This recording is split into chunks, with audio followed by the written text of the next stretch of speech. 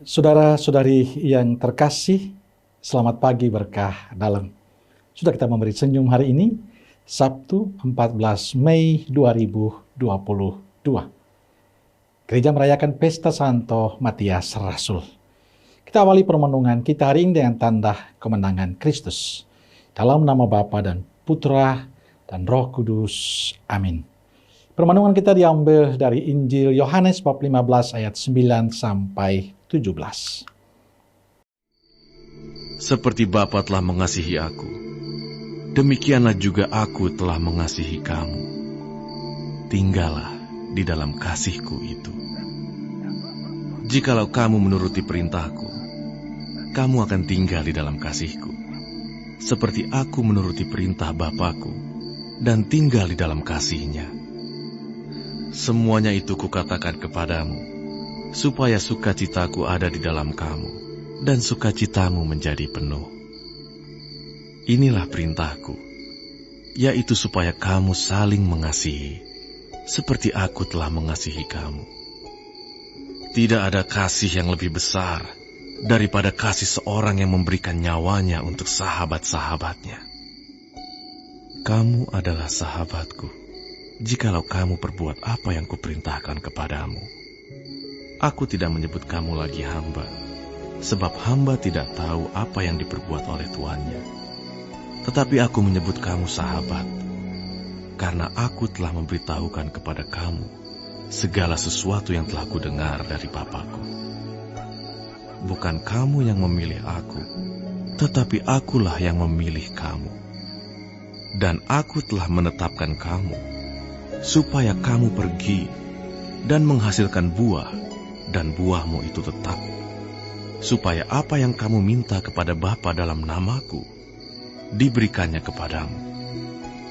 Inilah perintahku kepadamu, kasihilah seorang akan yang lain. Saudaraku terkasih, hari ini gereja merayakan Pesta Santo Matias Rasul.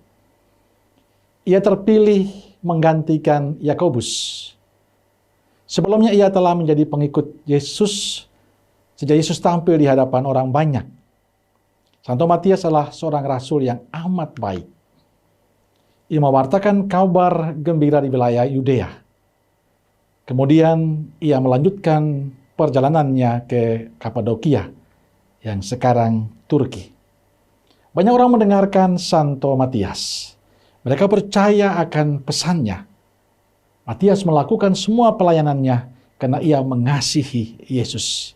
Ia tulus mewartakan Yesus pada banyak orang.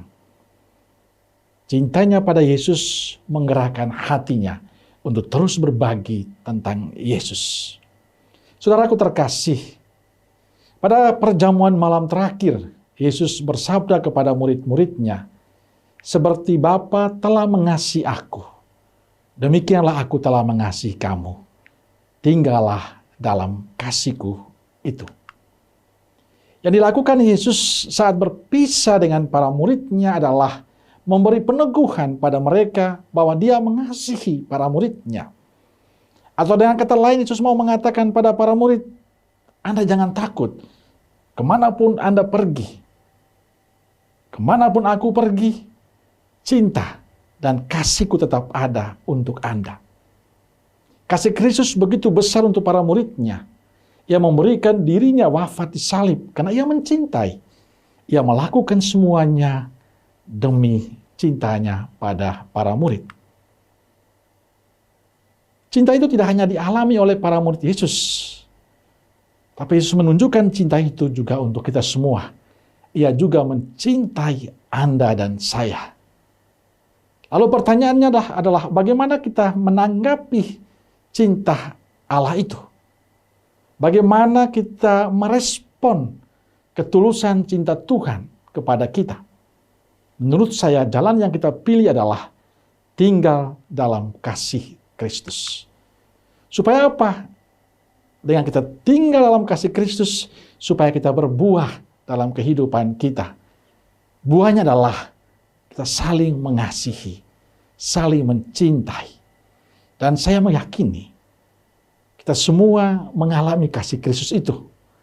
Tapi apakah kasih Kristus itu menjadi roh, menjadi penggerak dalam kehidupan kita? Inilah yang menjadi permenungan kita hari ini. Kita diharapkan tidak hanya mengalami kasih Kristus, lalu selesai. Tapi bagaimana kasih itu menggerakkan kita untuk mewujudkan kasih Kristus dalam keseharian kita. Saudaraku terkasih, Santo Matias Rasul bisa mewujudkan kasih Kristus dalam pelayanannya karena ia tinggal bersama Kristus. Ia mengalami perjumpaan dengan Kristus. Lalu bagaimana dengan kita? Mampukah kita mewujudkan kasih Tuhan dalam keseharian kita? Saya yakin kita mampu. Cuma apa kita mau atau tidak? Sebenarnya caranya sederhana. Tekun dalam doa, tekun dalam merayakan Ekaristi, tekun membaca firman-Nya. Di sana kita akan mengalami perjumpaan dengan Tuhan. Dan itulah yang harus kita lakukan. Kita tidak bisa mewartakan Kristus kalau kita tidak tinggal dan mengenal Kristus. Saya sering mengatakan, sebagai orang Katolik kita pasti akan selalu dicintai, dikasih oleh Kristus. Dan kasih itu jangan berhenti di dalam kehidupan kita. Tapi tugas kita adalah menghadirkan kasih itu dalam keseharian hidup kita, di tengah keluarga dan komunitas kita, di tengah tempat kerja kita dan juga masyarakat kita. Tapi kuncinya adalah tinggal dan mengalami kesatuan hati dengan Kristus. Amin. Semoga Allah yang Maha Kasih memberkati saudaraku sekalian, Bapa, Putra, dan Roh Kudus. Amin. Kalau ada Kudus Nazaret, doakanlah kami. Amin. Berkah dalam.